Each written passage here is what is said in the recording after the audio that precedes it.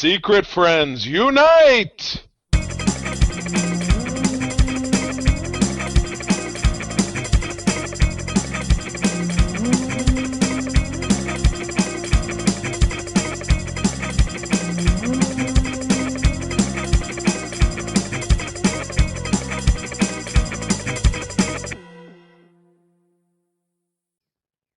Hey, secret friends, welcome back to Oops!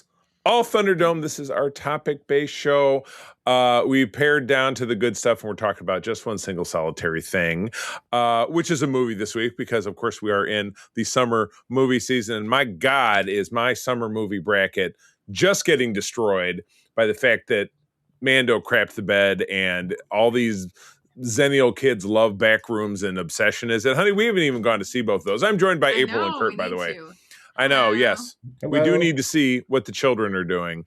But this movie is doing incredibly well. We're going to be talking about Toy Story 5 this week, which, and I swear we must have seen the fourth one, but it was in 2019. So I don't have any idea what it was about. But I mean, all the movies are kind of the same, right? But we'll talk about how this one is still great.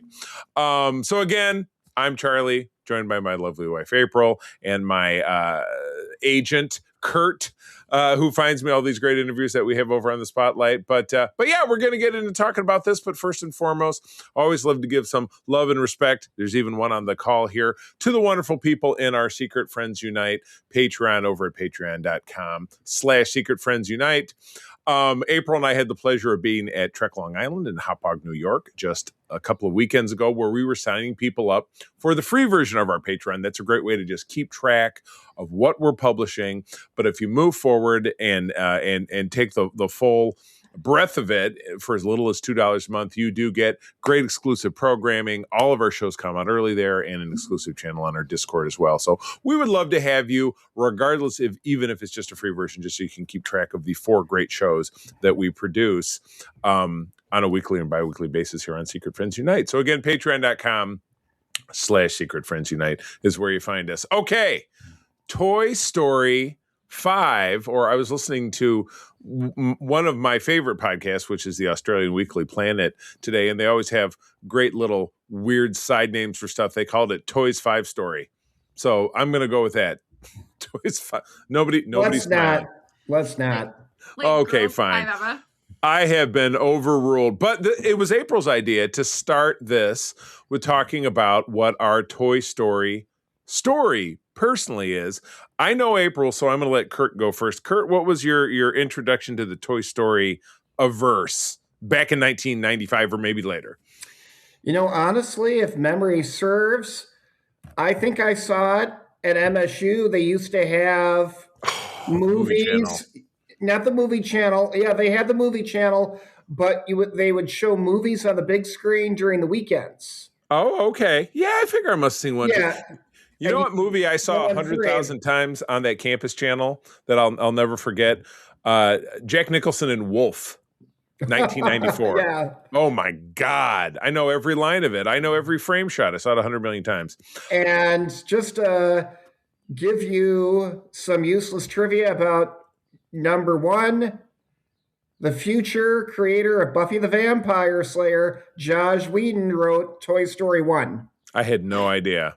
That is actually big news to me. So, all right, April, I know your story, but why don't you tell the audience your Toy Story story? My origin story. I was a young mom. So when all the millennials now are like, I was Andy and now I'm Andy's mom. Well, I was Andy's mom, so I'm now Andy's grandma. Oh God. If we're going to look at it that way. Sure. So my daughter was she's around a year. Yeah. When Toy Story came out. Thinking about math because she was born in October. So if it came out in the summer of that year, she was going to be 1. And I went to the movies with my mom. And I remember my mom like rocking her up and down the aisle in Elma, Michigan at the cinema there. And 4 years, this was Victoria's movie of choice. Anytime we were watching a movie, we had it on VHS. she wore out 2 copies. The first one, the sound stopped working, which I didn't even know that could happen.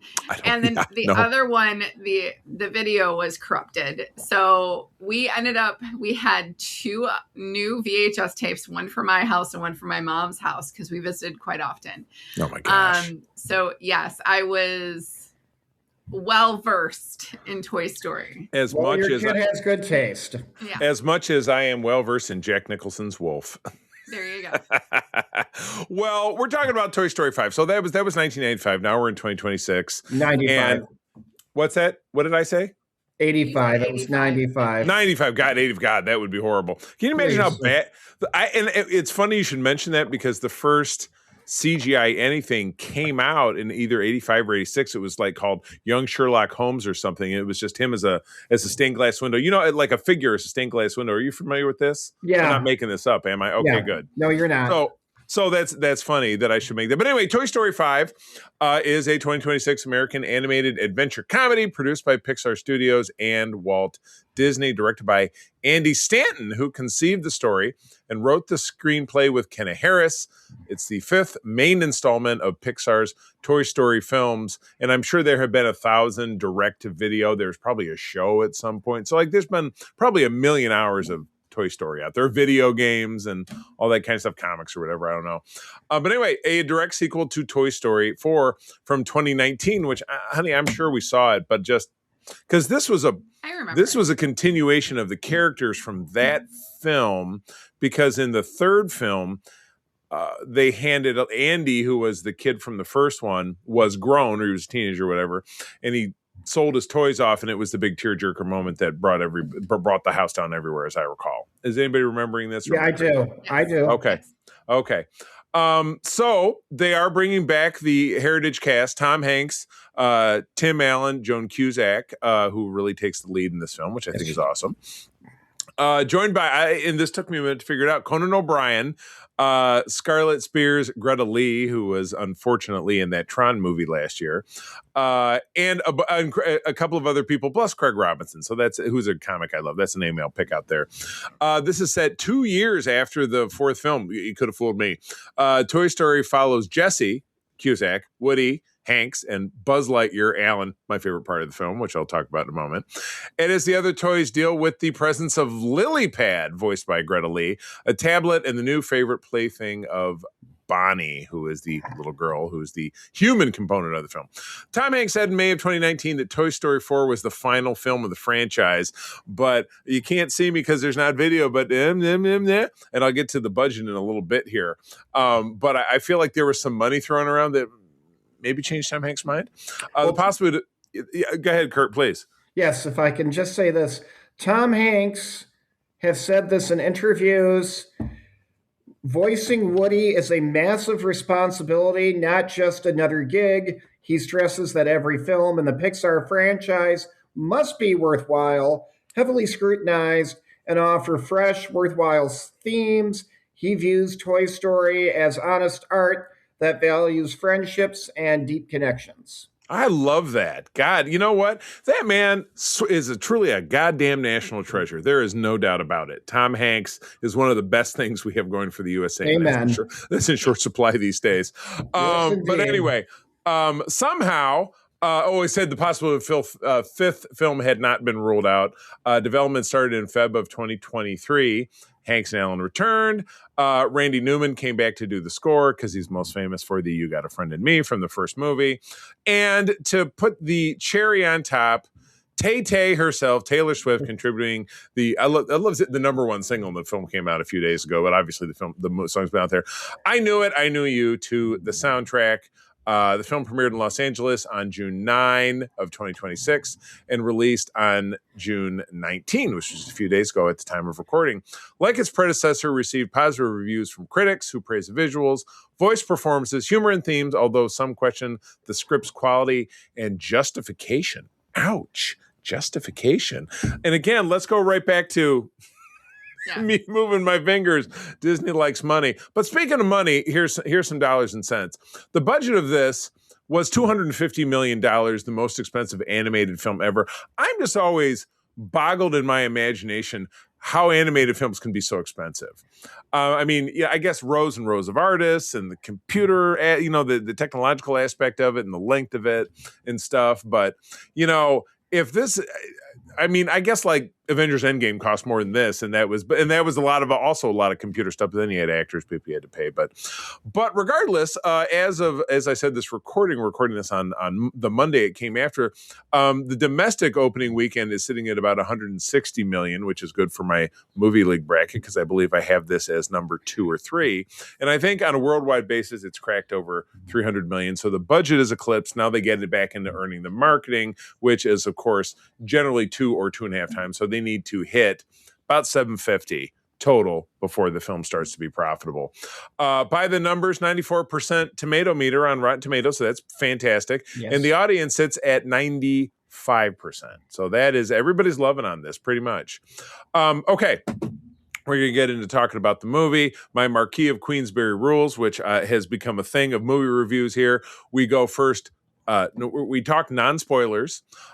We give a rating in a non-spoilery way, and then we open it up to spoilers. We talk about some different things, including favorite moments that you could have kind of lived without, missed opportunities, weird plot holes, etc., and then we kind of wrap it up. But we give a non-spoiler score off the top. So let's get it started. Kurt, non-spoiler, 1 out of 10. Where you at? I'm stuck between an 8.5 and a 9. I just enjoyed it so much. Nice. April. I would give it a 9. I thought it was well done. There were a couple things that were lacking, but it was well done. Right. I was about a 9.5 because coming off the big failure of a movie that I liked, which was Lightyear, and that was a couple of years ago, but they tried to spin this off in a way that didn't make sense to anybody. And so by kind of bringing this back to roots and kind of doing everything Pixar does right, which it seems like sequels or them launching original IP and doing something right, they're not really there right now. Like they had, what was the big movie last year? Inside Out 2. That was one of theirs. That was that was the film of the summer. Yeah. But I think this brought it home by kind of wrapping its arms around, we learned a long time ago, Oxtra, my old partner, and I talked about movies that there's 4 quadrants of movie viewing. And it simply has to do with men and women. So above a certain age and below a certain age. And you can call that certain age whatever you want, 25, 34. Kurt, April, you guys both have a marketing background, so I'm sure you know what I'm talking about. But men over and men under, women over, women under. And I feel like this kind of touches it all because young people, kids, boys and girls, people our age, people older than us.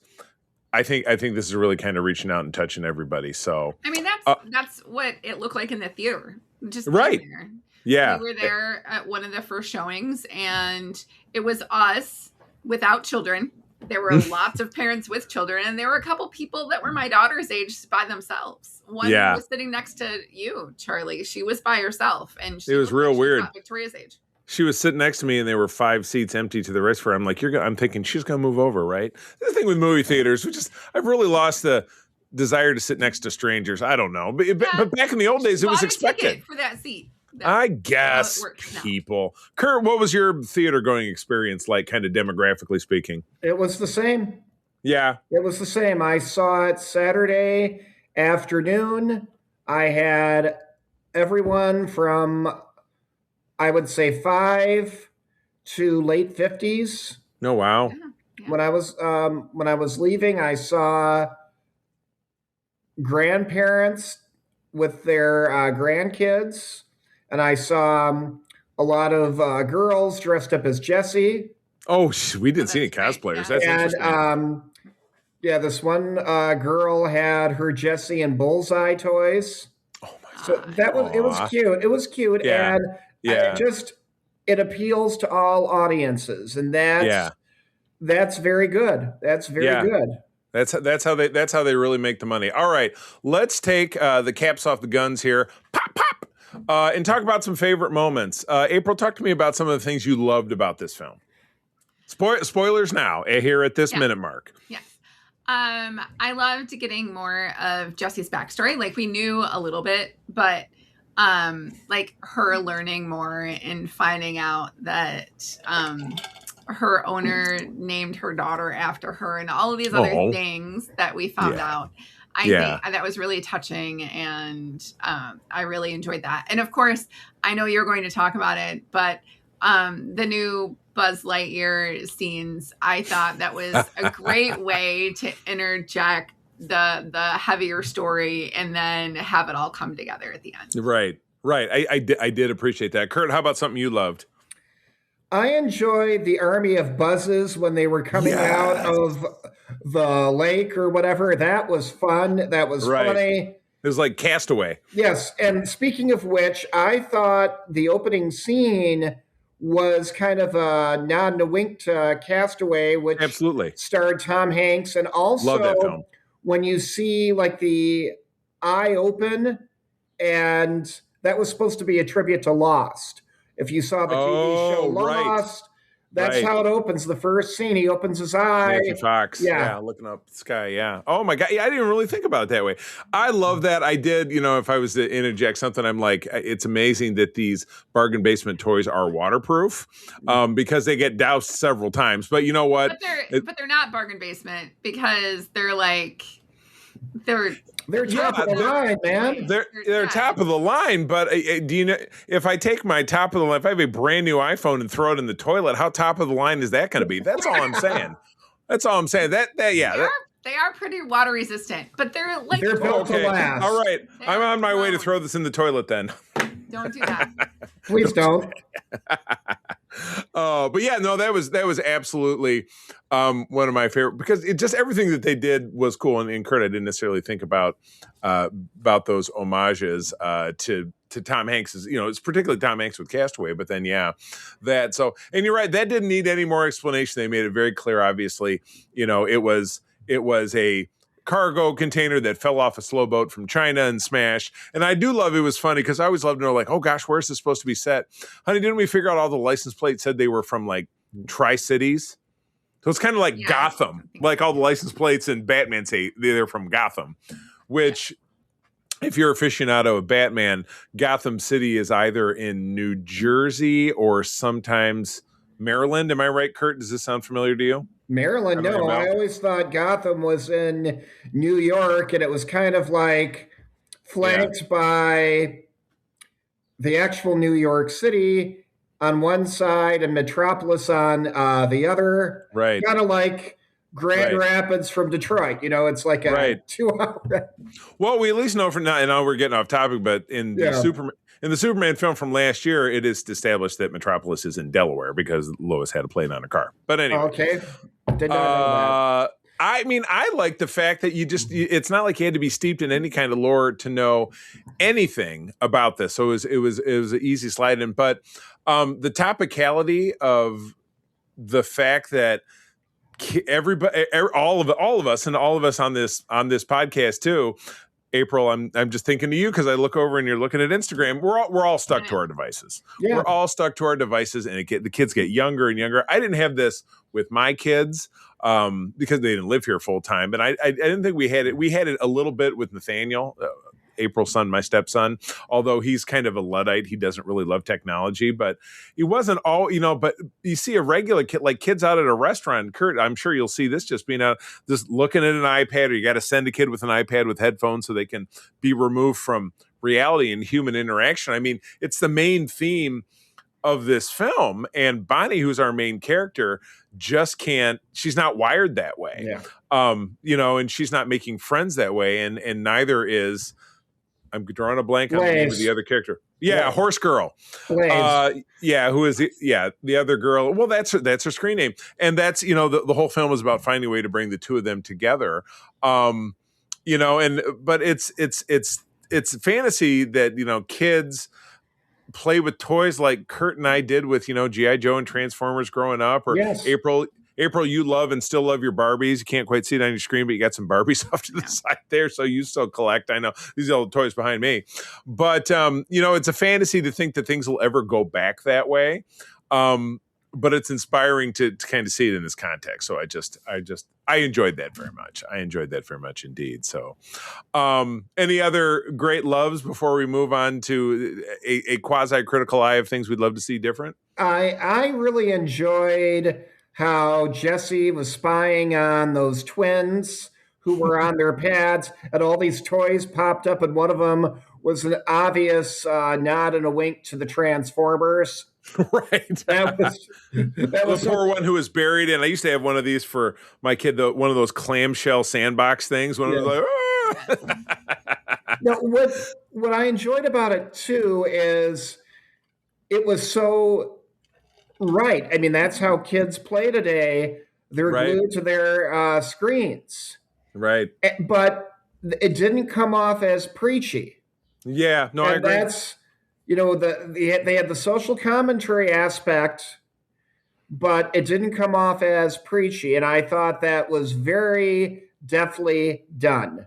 Yeah. Because Bonnie's different. Not that she's wrong, but she's different. And Yeah. I also liked how they introduced that element of she wants to fit in. They tease her mercilessly because she still plays with toys. Right. And that happened to me, oh, aren't you a little too old for G.I. Joe? Exactly. Me too. When I was Shit, like all around. 10. Yeah. Right. But now I have this room and nobody can come down here. And now I have a door. So it keeps people out. I can come here and play with my G.I. Joes. I'm good. But that's so true. I mean, that's baby stuff or all that. Yeah. And, That too. a lot of kids have lost the ability to imagine. What I always liked about these movies, particularly in 2 or 3, where you see Andy playing. Well, it's revealed that he's playing, but there's this big, cool landscape where Woody is going after Dr. Porkchop, and then you just see him in his room, playing with his toys, and that was all in his imagination, and I thought that was well done. Kids are so glued to these screens that it's really hampering their imaginations. Yeah. And that's a shame. Yeah. There's no balance, it seems. Yeah. The son we lost, Parker, my stepson, he had a vibrant imagination, but he also just recited Thomas the Tank Engine stories that he knew. But he would play with those trains, and that was so good to see. But it reminds me of this kind of thing. It reminds me of Parker because that's how he was. Yeah, absolutely. All right. Missed opportunities and kind of weird stuff. I was kind of bummed out. I kind of wanted to keep Lily Pad as the villain. Although, halfway through the film, she does this heel turn and starts working with the toys and joins in. I don't know. I guess, part of me seeing too many comic book movies and Star Wars and stuff is I wanted the bad guy to be the bad guy and get their comeuppance, but whatever. It ended up working out, but I was kind of like, well, maybe that's a little too adulty. On that same note, I wanted the girls to be the bad guys. The girls because the bullies get punished. Exactly. The mom said, don't worry, we turned off the direct messaging, but that doesn't change what those girls did or how they treated Bonnie or what it would be like a dance. It was because they were friends from dance class or whatever. Time. Yeah, exactly. Yeah, well, that's true. So there are no consequences for that, right? Which sucks. Yeah, right. Yeah. What about you, Kurt? On that same note, with Lily Pad and Jesse, I think they were trying to recreate Buzz and Woody from the first one. Because they did not like each other. Separate worlds, right. And I think that's what they were trying to do. I agree with you both wholeheartedly. Those girls who teased her, nothing happened to them. We saw no consequences. Same thing and that bugged me. Same thing, not to get too off topic, with Stranger Things, the guys who beat up Dustin. We never saw them again. Right. Well, hopefully they all got eaten. That's all you care about. Same thing. It's the same thing. We needed to see that. I thought it was important for that to be addressed, and it wasn't. Yeah, Right. because you're not the girls that are teasing other girls, they're not seeing those bullies have any kind of repercussion. So Right. At least Right. with the twins at the end, those twins, the twins, they did something about that. Oh, can we play with you two? Yeah. Right. And I thought that was good, but it still didn't address those other girls who bullied Bonnie. Yeah, totally. I totally agree. I like I said, the multi-Buzz is like Buzz had a great storyline, even though it was kind of like We Are the Borg because there was a million of him. Yes, But I just kind of feel like the whole storyline with him and Jesse, I don't know if there was background on that from the previous film, but it just felt kind of unnecessary. You know, it's like it's kind of tacking on one more thing to what it was a very full story. So it's like, whatever. I think, Charlie, what they could have done, because odds are it's happening, they could have saved that for Toy Story 6. Oh, there's no way there won't be Toy Story 6 because this film will make $750 million, if not $1 billion globally. So yeah, it's could happening. Have saved that for the sixth one. You're right. I agree. It was unnecessary. It would have just been something to lead up to the sixth one. We didn't need it. We didn't need it. Exactly. All right. So, final thoughts, and then I've got a couple of fun facts. April, final thoughts about the film. I thought it was really enjoyable. So if you haven't seen it, I would go see it. After we've spoiled it, so we didn't get this far. Hey, they've been warned. It's still enjoyable. Yeah. It is. It's just a fun little romp. Yeah, absolutely. Kurt, what about you? I enjoyed it so much. It was very sweet and very endearing, and possibly I think the best movie I've seen this year. It was just a feel-good movie, and with the times we live in, we need more of that. God, yes. Absolutely. Absolutely. I agree with you. Like I said, there's nowhere there's not going to be a third film in this trilogy. And again, there's some notes about what makes it trilogy and kind of those I have here. And I'm totally fine with that because I know we'll go in another 7 years, I guess. If hopefully Tom Hanks and all the rest of them are still with us, maybe it won't take that long. And I'm fine with that because I enjoy it. I love to see something that touches is kind of different. It's kind of all things to all people, but in different ways. Because again, you get people our age, people younger, people Victoria's age who have kids who are taking them. Grandpa, people who are your mom's age who are like, oh, yeah, I remember fond memories of whatever, and doing this and that. So Pixar and Disney in this case really do know how to put butts in seats, which is why we have a cinematic industry in the first place in the movie theaters and things of that nature. So, and something that's an event that people will go to the theaters to see instead of saying, I'll catch it on Disney Plus in 3 months, which is, of course, the death of the film industry. All right, fun facts. Jeff Bergman and Anna Vocino had been cast as the new voices of the Potato Heads. I don't remember that they did anything, but this was because Don Rickles died after 2019. And he was he just the did he do both voices? That doesn't make any sense. Before that, I don't know. I have no idea. I called this one out. A Pizza Planet truck can be seen driving down the road when the Buzz Lightyears are riding their horses. Though we didn't even talk about everyone riding those ridiculous horses from Blaze's bedroom. Yes, I thought that scene was pretty fantastic, to be honest. But yes. Oh my God. This was the first film where Jessie's pull string phrases are heard when her string is pulled. First trailer received 142 million online views in the first 24 hours, which was only second to Inside Out 2, which was a big film. God, that was 2 years ago. I thought it was last summer. So, let's see here. Buzz and Jessie kissing was originally part of an earlier draft of Toy Story 3. Well, oh boy, it's all about the waiting.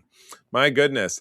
Leapfrog, which was that was kind of my kid's first iPad. That's a real thing. Yeah. Now has their own licensed lily pad device inspired by the movie. Money. And then finally, this is the fifth time that the Toy Story franchise had Buzz Lightyear or alternate versions of him playing in an antagonistic role. I didn't really think the multi-Buzzes were very antagonistic. But anyway, those other instances are evil Buzz Lightyear from the TV series Buzz Lightyear of Star Command in the year 2000. I knew there were 2 TV shows. Andy, later Bonnie's Buzz, when Lotso and his henchman switched them into demo mode in Toy Story 3. I remember that. The fun meal Buzz Lightyear from the toy from the short Toy Story Toon Small Fry from 2011, and Zurg being an Wow. evil version of Buzz Lightyear from the alternate future in the spin-off film Lightyear 2022, which frankly, like I said, I liked it just fine, but it really rubbed some people the wrong way, which Tim Allen whatever. didn't do the voice. That was Oh yeah, it was even Chris Captain Evans. America Yeah, Captain America couldn't save it. Well, that's all we got for Toy Story. So we'll be back in 7 years to do Toy Story 6. I hope not. I think the pandemic had a lot to do with this movie being delayed, but Right. Yeah, But I and the hope writer's strike too, I'm sure. yes. Yeah, But yeah. You didn't explain the trilogy piece. That was. Oh my gosh. Okay. Because I was kind of skimming through my notes, Yeah. but yes, it was. Where did I lose? Didn't I make a note of that? Yes, you I did. thought you did. I remember reading it. Did. Well, here's the note of it. Oh, there you go. According to Andrew Stanton, the next film will be the end of Bonnie's trilogy. I wanted to be honest and follow the lives of the kids. Andy had a perfect trilogy. Hopefully, Bonnie can have the same. There you go. Bloop, bloop. I was just skimming through my notes and I realized This I is put too many. considered a trilogy because it's Bonnie's trilogy. Yes, and this was the Empire Strikes Back of Bonnie's trilogy.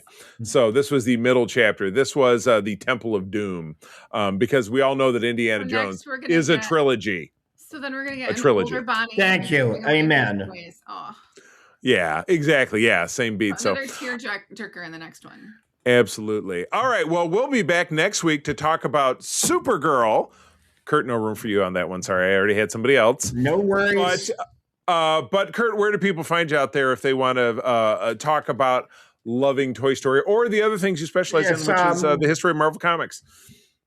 Well, Kurt Anthony Krug on Facebook. So All right. Find him. Babe, where do they find you? At the April Carden on Instagram. Excellent. And I run the social medias for Secret Friends Unite and myself on everywhere but except really TikTok and X. But I am at the C3THE CEETHREE. And just Secret Friends United and all those other places. I also do on our YouTube channel and all those socials, I do my little 3-minute kitchen chats where I just talk about stuff that I don't have the opportunity to fit onto this show. So look for those. And again, give us your thoughts about Toy Story 5. What did you love? What did you dislike? Or whatever. Where do you think this franchise is headed? Any of those socials, or of course, secretfriendsunite@gmail.com, our little old mailbag. But visit our website, secretfriendsunite.com, for all of our episodes past in front of the 4 great shows that we have. And of course, as I said at the top of the show, we'd love to see you over at patreon.com/secretfriendsunite, even as a free member, just to keep track of what we're doing. But if you choose to stick around, we'd love to have you. That's been it for me, friends. Thanks for tuning in. I'm going to say, as always, that sharing is caring, and keep on trucking. This podcast is part of the Secret Friends Unite podcasting network, available on Apple Podcasts, Spotify, and podcast services around the galaxy, as well as video on our YouTube channel. You can support Secret Friends Unite by becoming a Patreon member, get bonus programs and more over at patreon.com/secretfriendsunite. Join our Discord community for even more discussions on all things geek. For all the latest updates on Secret Friends Unite, make sure to follow us on Threads at secret.friends.unite and visit secretfriendsunite.com. Find our merchandise at TeePublic and Redbubble. Thanks for listening, and may the Force live long and prosper.